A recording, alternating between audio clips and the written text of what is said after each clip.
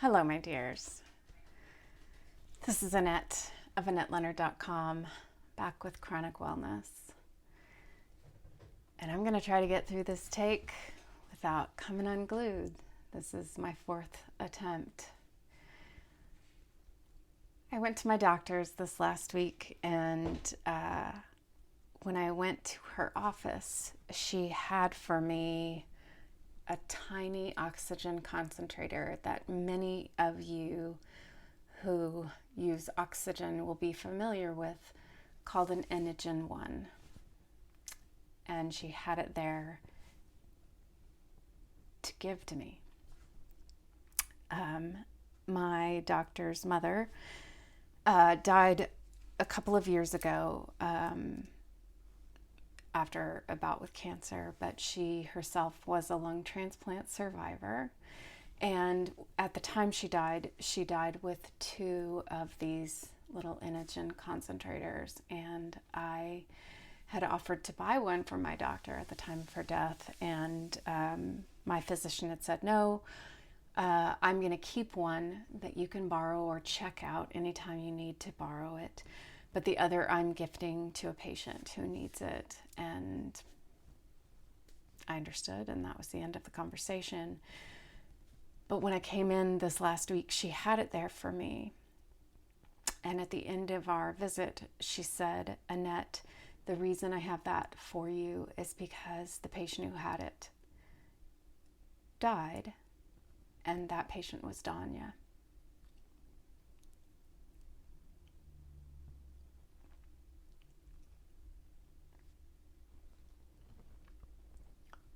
Danya was someone that she had introduced me to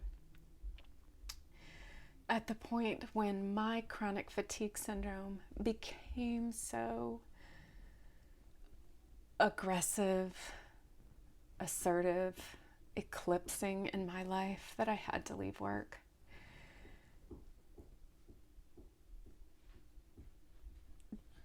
Danya was about 5 years older than me. Danya was educated at Harvard and then Columbia Law. She practiced law in New York. And at the time that chronic fatigue syndrome came for her, she was unpartnered and became so sick she had to leave her work and come live with her parents in Oregon. And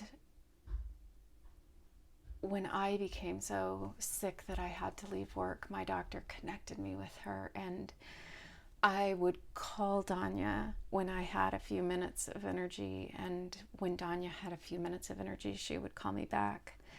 And eventually we connected less than 20 times over the years. But Danya was a lifeline for me.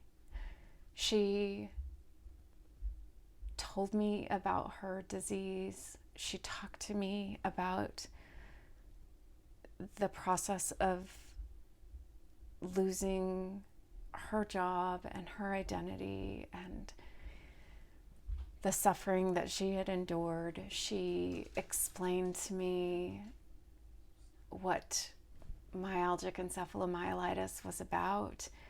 She reassured me that this wasn't all in my head. She helped me believe that I wasn't just losing my mind. And Danya suffered enormous pain and isolation. And in the end, I know that due to extenuating circumstances and a bout with meningitis, and because of her own situation, her parents were pretty advanced in age, 90 and 82. Danya had fears about what a burden she was on them and what she would do when they passed, and I know from my physician that Danya had an active role in her own death. And there's a part of me that envies that has mad respect for choosing her own terms and deciding it was time to duck out. I went to write her parents a card, and I didn't have her address, and I don't have her last name. You know, I'm going to send it to my doctor in the hopes that she'll forward it along to them. But the pain of acknowledging the likelihood that there aren't 50 people of her peers that know about her passing because of how secluded and isolated she was. She didn't participate on social media. She didn't stay in contact with people from her former life who couldn't relate to what had happened to her, what had become of her, who couldn't track and keep up with, who didn't track and keep up with what had transpired in her life. And so trying to convey to them what a beacon she was for me, what a standard bearer, what a light of positivity and transformation she was in my world, while simultaneously trying to not get trapped in my own well of grief and fears about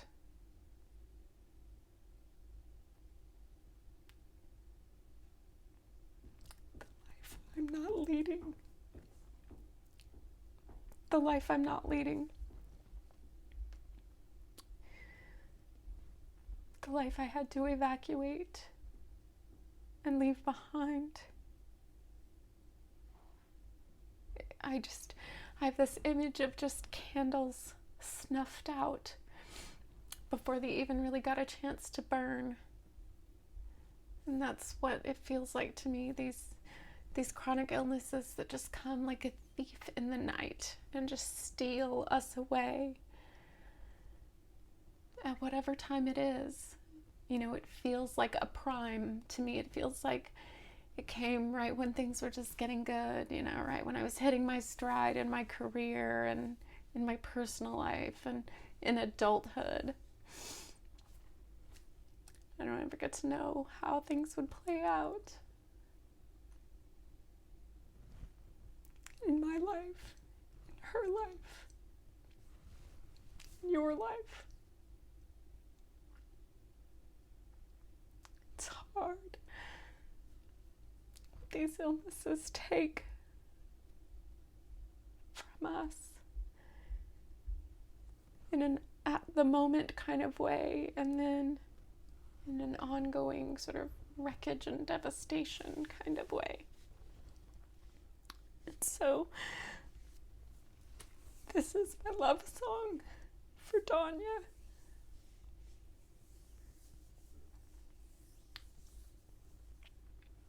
And for so many of us who are just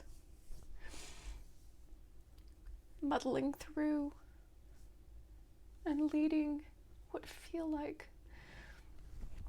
lives of quiet desperation at times, figuring out how to balance the pain, the physical pain, and the isolation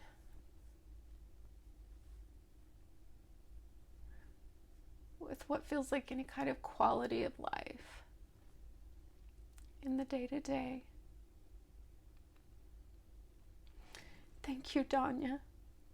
forgiving of yourself, for letting me know that I wasn't alone, that I wasn't losing my mind, that it wasn't all in my head.